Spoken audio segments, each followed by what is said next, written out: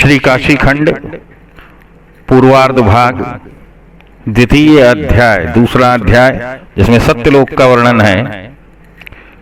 इसमें आरंभ करते हैं दोहा से कि इस दूसरे अध्याय में रविमग रुकने बाद देव गए विधि लोक को पाए प्रभु प्रसाद।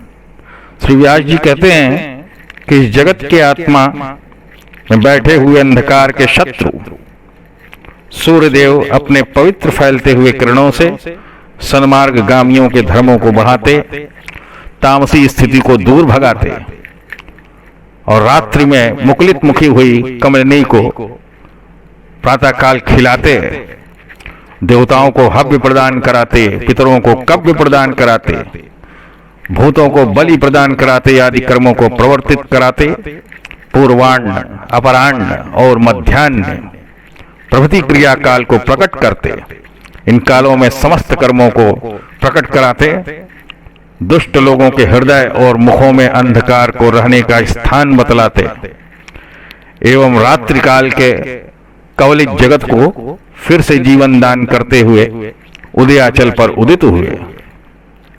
सूर्य के उदय होने ही से समस्त धार्मिक जनों का भी पूर्ण उदय हो जाता है।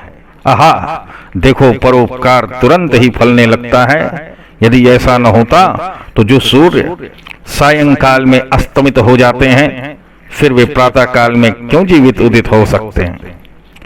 अनंतर वे खंडिता नायिका पूर्व दिशा को अनुराग से भरे हुए अपने कर स्पर्श से आश्वासित कर मानो बिरहा नल्ही में जलती हुई अग्नि दिशा को प्रहर भर संभोग कर लवंग, इलायची, कस्तूरी, कर्पूर और चंदन से चर्चितांगी तांबूली लताओं के रंग से लाल अधरहोष्ठ वाली अंगूरों के गुच्छा रूप सुंदर कुचाग्र से युक्त लवली लता रूप हस्तवल्ली से विराजित अशोक पल्लव समान अंगुलियों से भूषित मलयाचल के वायु रूप श्वास को लेती हुई क्षीर समुद्र ही को वस्त्र के सदृश पहने त्रिकूट पर्वत के सुवर्ण और रत्नों को अपने अंगों पर धारण किए सुबेल गिरि रूप नितंब से शोभित कावेरी और गोदावरी रूप जंघा से सुसज्जित चोल देश रूप चोलिया से आवृत सही और दरदुर पर्वत रूप वक्षोज से अलंकृत एवं कांचीपुरी रूपी करधनी से विभूषित अत्यंत कोमल महाराष्ट्र रमणियों के वाग विलास से परम मनोहारिणी सद्गुणशालिनी अद्यावधि कोलापुराधीश्वरी महालक्ष्मी की अधिष्ठान भूमि सुचित्रंगा दक्षिण दिशा की ओर जब दिगंगनाओं के स्वामी सूर्यदेव जाने लगे, जब वो उदय होने लगे भगवान सूर्य नारायण नित्य की भांति, तो आकाश में उनका घोड़ा चल रहा है और ऐसे स्थिति में उनके घोड़े समस्त आकाश मंडल को खेल से लांघते हुए आगे जाने के लिए नहीं बढ़ सके, रुक गए घोड़े सूर्य नारायण के, क्योंकि उस गली को विंध्याचल ने बाधित कर दिया था। इतने में सूर्य के सारथी अनूर ने निवेदन किया। अनूर बोले कि हे भानुदेव, विंध्याचल पर्वत मान से उन्नत हो गगन मार्ग को छेक कर खड़ा है और आपकी दी हुई प्रदक्षिणा पाने की इच्छा से सुमेरु के साथ स्पर्धा कर रहा है। सारथी की बात सुनकर सूर्यदेव मन ही मन सोचने लगे कि यह तो बड़ा ही आश्चर्य है जो इसने आकाश मार्ग को भी रोक दिया। व्यास जी कहने लगे कि समर्थ होने पर भी बीच मार्ग में खड़े होकर सूर्य क्या करें। बड़ा शीघ्रकारी होने पर भी कोई अकेले ही रुंधे हुए मार्ग को कैसे लांघ सकता है। जो सूर्य राहु के बाहुग्रस्त होने पर व्यग्र होकर भी क्षणमात्र नहीं ठहरते, आज शून्य मार्ग में रोक लिए जाने पर वे क्या करें। सूर्य का मार्ग रुक गया। विधि ही बलवान है, जो सूर्य 2,200 योजन अर्थात 2,200 योजन 28,600 किलोमीटर, 2,200 योजन अर्थात 28,600 किलोमीटर से लेके 30,000 किलोमीटर के बीच का भाग, ये इतना कितने देर में तय कर लेते हैं? जो सूर्य 2,200 योजन जन के आधे निमेष में, आधे निमेष अर्थात निमिष मात्र उसको कहते हैं जो पलक झपकने का समय होता है, और निमेष इसमें कहा गया है कि जन के आधे निमेष में चले जाते हैं। जो सूर्य 28,600 किलोमीटर मनुष्य के आधे पलक झपकने में जितना समय लगता है उतने निमेष में चले जाते हैं। आज उनको भी बहुत विलंब तक ठहरना पड़ा। सूर्य नारायण जिसे समस्त, जिनके उदय होने से समस्त राशियां उदित हो जाती हैं, उनको ठहरना पड़ा। बहुत समय बीत जाने पर पूर्व और उत्तर के निवासी लोग प्रचंड मारतंड के किरण जालों के गिरते रहने के संताप से, प्रचंड घाम के किरणों के गिरते रहने के संताप से व्याकुल होकर बहुत ही घबराने लगे। और पश्चिम तथा दक्षिण के रहने वाले निद्रा से आंखें मूंदे हुए सोते ही सोते तारा और ग्रहों के साथ आकाश की ओर देखने लगे और यह सोचने लगे कि सूर्य के न रहने से यह दिन नहीं है और रात्रि भी नहीं है, क्योंकि चंद्र भी नहीं है। फिर आकाश में बहुतेरे नक्षत्रों के अस्त हो जाने से यह कौन सा काल है? कुछ भी समझा ही नहीं पड़ता। क्या बिना अवसर ही यह ब्रह्मांड लय हो जाएगा? नहीं, ऐसा होता तो अब तक ये सब प्रलयार्णव इधर उधर से ब्रह्मांड को बहा डालते, प्रलय आ गया होता। उस वेला स्वाहा स्वधा वषटकार इससे रहित इस पृथ्वी मंडल पर पंच यज्ञों की क्रियाओं के लोप हो जाने से तीनों ही लोग कांपने लगे। त्राही मच गई, कहीं घाम ही निकल गया है और कहीं रात्रि का अंधकार ही नहीं बीत रहा है। सूर्य के उदय होने ही से यज्ञादिक समस्त क्रियाएं प्रारंभ होती हैं और उन्हीं क्रियाओं के द्वारा यज्ञ भोजी देवताओं की तृप्ति होती है। अतएव इस सब के कारण सूर्य नारायण ही हैं। चित्रगुप्त आदि सभी लोग सूर्य ही से समय का निर्णय करते हैं, इसलिए सूर्य ही सृष्टि स्थिति और प्रलय के एकमात्र कारण हैं। तब उन्हीं सूर्य की गति रुक जाने से त्रैलोक्य भर समस्त स्तंभित हो गया। सभी कोई जो जहां था सो वहीं पर चित्र लिखित सा रह गया। एक ओर रात्रि के घोर अंधकार और दूसरी ओर दिन के प्रचंड घाम से कितनों ही का प्रलय हो गया। सारा संसार भय से व्याकुल होकर घबरा उठा। इस प्रकार से सुर असुर नर नाग सभी लोगों के बड़े व्यग्र होने पर ओह अनायासी यह क्या हो गया कहते हुए प्रजागण हाय हाय कर रोने और इधर उधर भागने पराने लगे।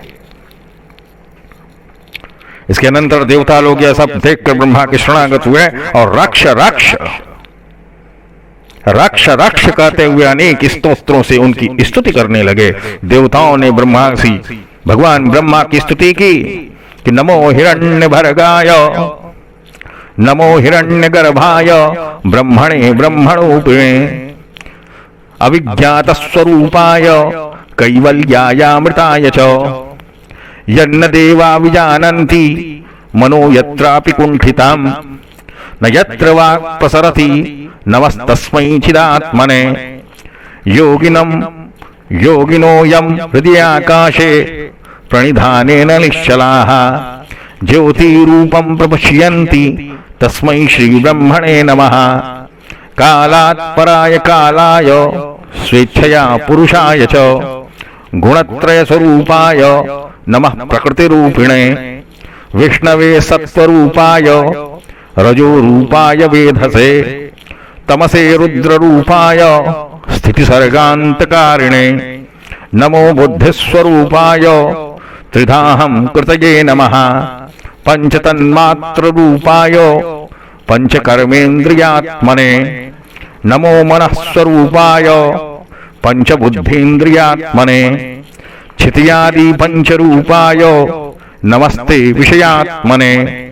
नमो ब्रह्मांडरूपाय तदंतर्वर्तिते नमः।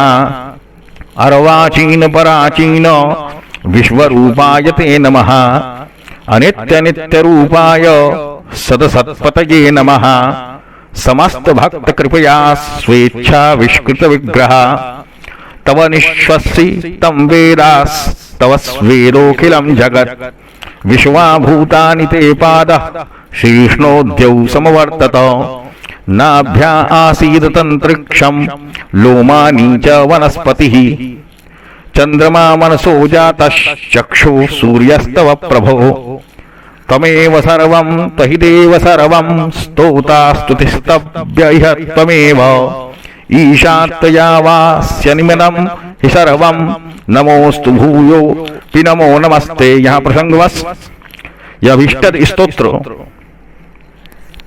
भगवान ब्रह्मा के निमित्त देवता जब कहने लगे, इस अभीष्टद स्तोत्र का महत्व भगवान ब्रह्मा जी बताएंगे। और देवताओं की इस प्रकार प्रार्थना करने पर जब ब्रह्मा जी प्रसन्न हो गए तो सर्वप्रथम इस अभीष्टद स्तोत्र का आपके सामने अर्थ बताते हैं कि देवताओं ने कहा, विराट स्वरूप, हिरण्यगर्भ रूप, अविज्ञात स्वरूप, मोक्ष रूप एवं आनंद स्वरूप ब्रह्मदेव को नमस्कार है, जिसे देवता लोग भी भली भांति से नहीं जान सकते एवं मन भी जिसके विषय में कुंठित हो जाता है अथवा जहां पर वाणी भी नहीं फैल सकती, ऐसे चैतन्य घन को नमस्कार है। योगी लोग चित्त की एकाग्रता से निश्चल होकर आकाश सम शुद्ध अंतःकरण में जिसे ज्योति रूप देखते हैं, उस श्रीमान ब्रह्मदेव को प्रणाम है। जो काल से भिन्न होने पर भी काल स्वरूप हैं, जो अपनी इच्छा के अनुसार ही पुरुष हो जाते हैं अथवा तीनों गुणों की मूर्ति प्रकृति स्वरूप हैं, उन्हीं को नमस्कार है। जो सत्य गुण के आश्रय से विष्णु रूप होकर पालन करते हैं और रजोगुण से अवलंबन से ब्रह्मा रूप हो सृष्टि करते हैं एवं तमोगुण को धरकर रुद्र रूप से संसार का संहार करते हैं, उन्हीं को प्रणाम है। बुद्धि स्वरूप वैकारिक तेजस तामस त्रिविध अहंकार के रूप, पंच तन्मात्र स्वरूप, पंच कर्मेंद्रियों के रूप आपको प्रणाम है ब्रह्मदेव। मन स्वरूप पांचों बुद्धि के इंद्रियों के रूप, पंचभूत स्वरूप एवं स्थूल विषयात्मक ब्रह्मा को नमस्कार है। जो स्वयं ब्रह्मांड स्वरूप होने पर भी उसके मध्यवर्ती कर रूप हैं, उनको प्रणाम है। जो वर्तमान एवं प्राचीन विश्वरूप हैं, उनको बारंबार नमस्कार है। अनित्य और नित्य के स्वरूप तथा सत और असत के एकमात्र पति आपको प्रणाम है। हे समस्त भक्तों पर कृपा कर स्वेच्छानुसार शरीर धारण करने वाले ब्रह्मदेव, तुम्हारा निश्वास ही वेद है। तुम्हारे ही पसीने से यह समस्त जगत उत्पन्न हुआ है। समग्र भूतगण तुम्हारे पदतल हैं और स्वर्ग तुम्हारे ही मस्तक से उत्पन्न हुआ है। तुम्हारी नाभि से आकाश की उत्पत्ति है और तुम्हारे ही लोम वनस्पति हुए हैं। हे प्रभु, तुम्हारे ही मन से चंद्रमा और नेत्रों से सूर्य उत्पन्न हुए हैं। हे देव, तुम ही सब कुछ हो और यह सब कुछ तुम्हारे ही अंतर्गत है। इस संसार में स्तुतिकर्ता, स्तोत्र और स्तुत्य भी एकमात्र तुम ही हो। हे नाथ, यह समग्र लोक तुम्ही से वासित है, अतएव आपको बारंबार नमस्कार है। सभी देवगण इस प्रकार से ब्रह्मा की स्तुति कर भूतल पर दंडवत लेट गए। तब ब्रह्मा ने संतुष्ट होकर देवताओं से कहा कि हे विनीत देवगण, तुम लोगों की इस यथार्थ स्तुति से मैं बड़ा संतुष्ट हूं। तुम लोग उठ जाओ और मैं प्रसन्न हूं, अतः अभिलषित वर मांगो। जो कोई पवित्र होकर श्रद्धा पूर्वक इस स्तोत्र से प्रतिदिन मेरी महादेव की या विष्णु की स्तुति करेगा, हम सब लोग उस पर सदैव संतुष्ट रहेंगे और उसको उसके सब मनोरथ पुत्र पौत्र पशु धन सौभाग्य आयुष्य निर्भयत्व और संग्राम में विजय देंगे। वह स्तुतिकर्ता लौकिक और पारमार्थिक भोग, अक्षय भोग एवं जो जो उसका इष्टतम होगा उन सबको प्राप्त करेगा। अतएव सब प्रयत्नों से इस उत्तम स्तोत्र का पाठ करना चाहिए। यह सर्व सिद्धि प्रद स्तोत्र अभीष्टद नाम से प्रसिद्ध होगा। देवताओं के प्रणाम कर उठ खड़े होने पर ब्रह्मा ने उनसे फिर कहा कि तुम लोग अब स्वस्थ होकर बैठो। यहां पर भी क्यों घबराए हुए हो? देखो ये मूर्तिमान चारों वेद हैं। अपने लोक में भगवान ब्रह्मा ने जब देवताओं को ऐसा स्वरूप दिखलाना प्रारंभ किया तो उन्होंने कहा कि ये देखो ये मूर्तिमान चारों वेद हैं, ये सब 14 विद्याएं हैं, ये दक्षिणा से पूर्ण अग्नि स्तोम आदि यज्ञ हैं, यह सत्य है, यह धर्म है, यह तपस्या है, यह दम है। ये सभी ब्रह्मा के सत्यलोक में निवास करते हैं। ब्रह्मा जी उनको दिखाते हुए देवताओं से कहते हैं कि ये देखिए ये ब्रह्मचर्य है, यह करुणा है, यह भारती है, ये सब श्रुति स्मृति और पुराणों के अर्थ से कृतार्थ जन गण हैं। यहां पर काम, क्रोध, लोभ, मोह, मात्सर्य, अधीरता, भय, हिंसा, कुटिलता, अहंकार, निंदा, असूया और अपवित्रता कहीं भी नहीं है। जो ब्राह्मण वेदाध्यायी, तपोनिष्ठ, तपोधन और 1 मास, 6 मास एवं चातुर्मास्यादिक उत्तम व्रतों को करता है तथा जो पतिव्रता धर्म की पालन करने वाली स्त्रियां हैं और जो दूसरे ब्रह्मचारी लोग हैं या जो पराई स्त्रियों के लिए नपुंसक बने रहते हैं, हे देवगण देखो ये सब वे ही लोग हैं जो मेरे लोक में वास करते हैं।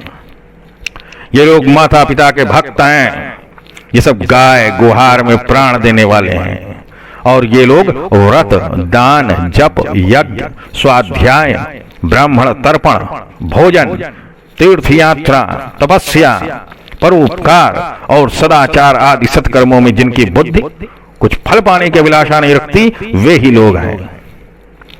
गायत्री के जप करने में तत्पर, अग्निहोत्र में दृढ़ नियम, 2 मुही ब्याती हुई गौओं के दाता, कपिला के दान करता, स्पृहा रहित सोमपान करता, ब्राह्मणों के चरणों तक पीने वाले, सारस्वत तीर्थ में मरे हुए ब्राह्मण गण के शुश्रूषक, दान लेने में समर्थ होने पर भी दान से परांगमुख और तीर्थ पर प्रतिग्रह दान लेने से दूर रहने वाले ये सब ब्राह्मण मेरे बड़े ही प्यारे हैं।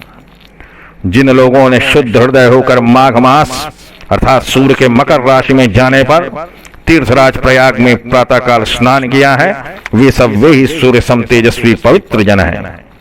वाराणसीपुरी के पंचनद पंचगंगा तीर्थ में जिन लोगों ने कार्तिक मास में 3 दिन भी स्नान किया है ये सब परम निर्मल पवित्र शरीर वे ही पुण्यभागी जन हैं।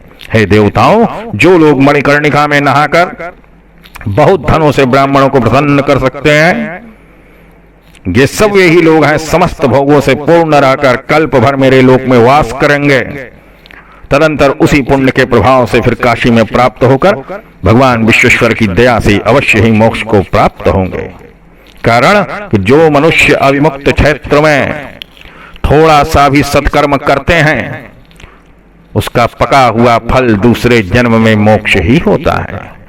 विश्वनाथ की नगरी में तो मरने का कोई डर ही नहीं है, वहां पर तो सभी कोई मृत्यु को अपने प्यारे पाहुन की ना ही जोहते रहते हैं।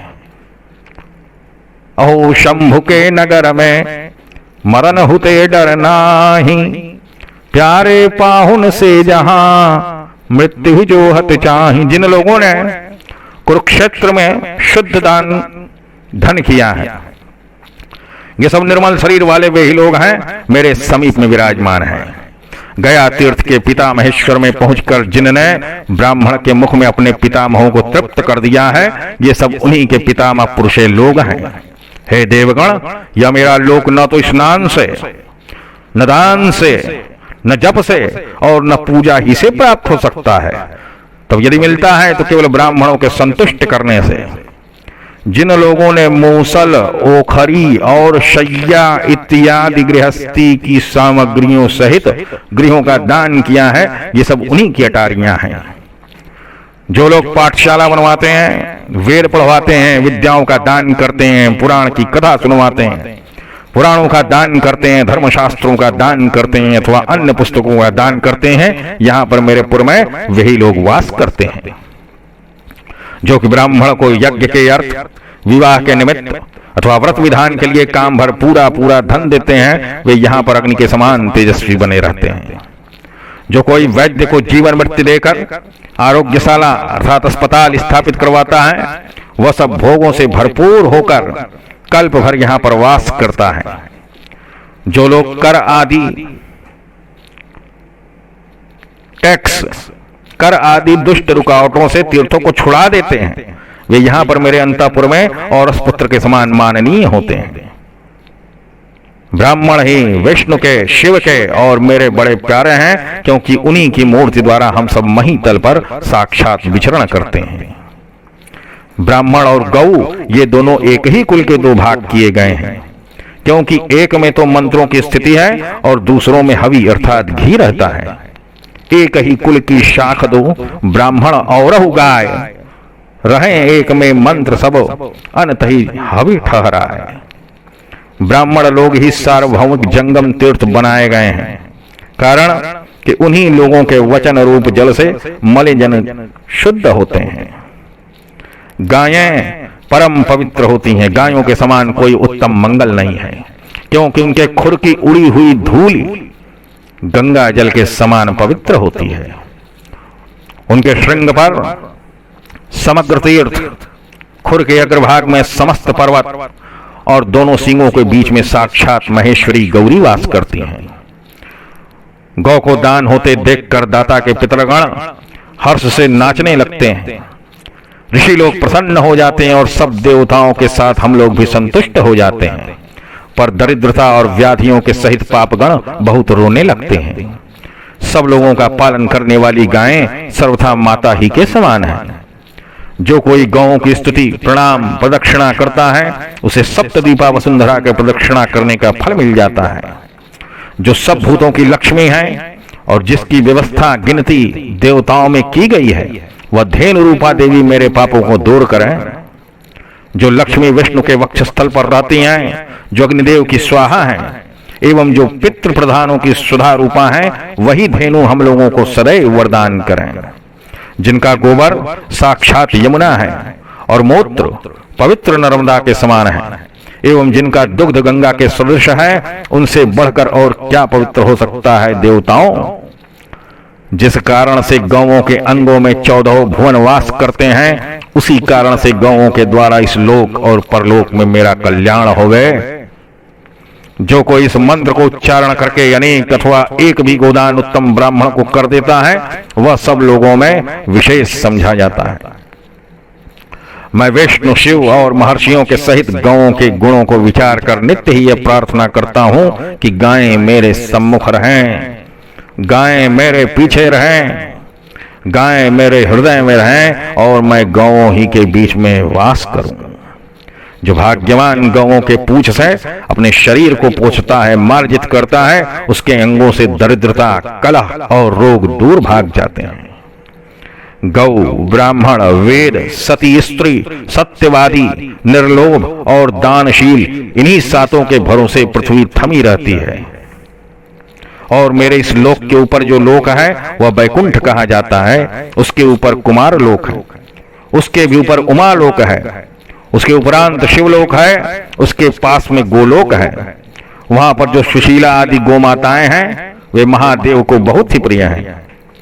गौओं की सेवा करने वाले तथा गौओं के दाता मनुष्य इन्हीं लोकों के मध्य से किसी एक लोक में सब समृद्धियों से परिपूर्ण होकर वास करते हैं।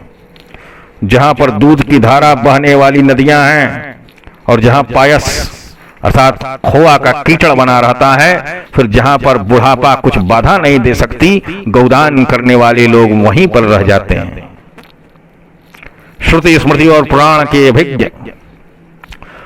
तथा तदनुसार आचार निर्वाह करने वाले ही यथार्थ ब्राह्मण कहे जाते हैं, और दूसरे तो केवल नाम मात्र के ब्राह्मण हैं।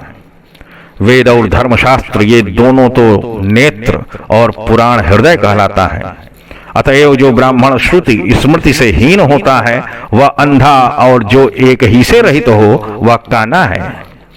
पर पुराण के अनभिज्ञ हृदय शून्य जन से काने और अंधे दोनों ही अच्छे हैं। कारण कि श्रुति स्मृति दोनों के कथित धर्म पुराण में कहे जाते हैं। पुराण को जानना अत्यंत आवश्यक है। अतएव सर्वत्र सुख अभिलाषी जन को उचित है कि ऐसे ही श्रुति स्मृति पुराण पूर्वोक्त उत्तम ब्राह्मण को ही गोदान करे, नामधारी ब्राह्मण को नहीं देना चाहिए, क्योंकि ऐसा करने से दाता की भी अधोगति होती है। जिसकी इच्छा धर्म जानने की हो या जिसे पाप से बड़ा डर लगता हो, उसे सब धर्मों की जड़ पुराणों को अवश्य सुनना चाहिए। चतुर्दश विद्याओं में पुराण ही सर्वोत्तम दीपक है, क्योंकि उसके प्रकाश से अंधा भी संसार रूपी समुद्र में कभी नहीं गिरने पाता। जो लोग मेरे लोक की प्राप्ति चाहते हो उनको पुराणों का श्रवण, गंगा के तट पर वास और ब्राह्मणों का संतोष अवश्य करना चाहिए। हे देवगण, यह तो मैंने प्रसंगवश इस सत्यलोक की व्यवस्था कह सुनाई। यह तो भयातुर लोगों के लिए एक निर्भय स्थान है। अब तुम लोग कुछ भी मत डरो। विंध्य पर्वत सुमेरु से स्पर्धा करके सूर्य का मार्ग रोके हुए है। उसी के लिए तुम लोग आए हो, सो मैं उसका उपाय तुम सबको बतला देता हूं। ब्रह्मा ने कहा कि जहां पर भगवान विश्वेश्वर तारक मंत्र के उपदेश करने को स्वयं विराजमान रहते हैं, सब किसी के मुक्ति के एकमात्र कारण उसी अविमुक्त महाक्षेत्र में मित्रा वरुण के पुत्र परम तपस्वी अगस्त्य मुनि विश्वेश्वर विभू में चित्त लगाकर घोर तपस्या कर रहे हैं। वहां जाकर उनसे प्रार्थना करो, वे ही तुम लोगों के कार्य को सिद्ध करेंगे। एक बार वातापी और इलवल नामक राक्षसों को भक्षण करके वे समस्त लोगों की रक्षा कर चुके हैं। वहां पर मित्रा वरुण नंदन अगस्त्य मुनि में सूर्य से भी अधिक तेज है। तभी से लोक में अगस्त्य मुनि से कौन नहीं भय खाता है। इतना कहकर ब्रह्मा जी अंतर ध्यान हो गए और वे सब देवता लोग प्रसन्न मुख होकर परस्पर कहने लगे कि हो, हम लोग परम धन्य हैं जो प्रसंगवश काशी और काशीपति महादेव पार्वती का दर्शन पा जाएंगे। अहो, बहुत दिनों पर हम सबका मनोरथ सिद्ध हुआ, सफल हुआ। वे ही चरण धन्य हैं जो काशी के लिए प्रस्थान करते हैं। आज हम लोगों ने ब्रह्मा की कही हुई इस कथा को सुना है। बस इसी के श्रवण करने का यह पुण्य है जो काशी को चल रहे हैं। जब बहुत भारी पुण्य रहता है तभी एक कर्म से दो प्रयोजन सिद्ध होते हैं। इस प्रकार से काशी यात्रा के लिए दृढ़ संकल्प हो विकसित नैन कमल प्रसन्न वदन सुकृतार्थी देवगण परस्पर आपस में बातचीत करते हुए काशी में जा पहुंचे। तो व्यास जी कहते हैं कि इस परम पवित्र कथा को जो मनुष्य सुनेंगे वे इस लोक में समस्त सुखों को भोग कर अपना वंश स्थापन कर स्त्री पुत्र के सहित समग्र पापों से छूटकर अंत में चिरकाल पर्यंत सत्यलोक में वास कर तदंतर शाश्वत परम पद को प्राप्त होवेंगे। करहि सत्य यही लोक जे तप जप व्रत उपवास गोदानादिक ते लहहि सत्यलोक में वास। श्री स्कंद पुराण है काशी खंडे पूर्वार्धे भाषा टीकायाम सत्यलोक वर्णनम। श्री सांब सदाशिवार्पणमस्तु। नमः पार्वती पतये हर हर महादेव हर। यह दूसरा अध्याय यहां पर समाप्त हुआ। तृतीय अध्याय में अगले अध्याय में देवताओं का अगस्त्य के आश्रम पर जाना बहुत सुंदर वर्णन है। इसको हम आपके सामने अगले अंक में प्रस्तुत करेंगे। अगले अंक को आप अपने समक्ष समय से चाहते हैं तो इस चैनल को सब्सक्राइब कर लीजिएगा, जिससे आपको इस काशी खंड ग्रंथ के समस्त अध्यायों का श्रवण समय से प्राप्त हो जाएगा। इस महाग्रंथ को इस दूसरे अध्याय को यहां पर समाप्त किया जाता है। ओम नमः शिवाय।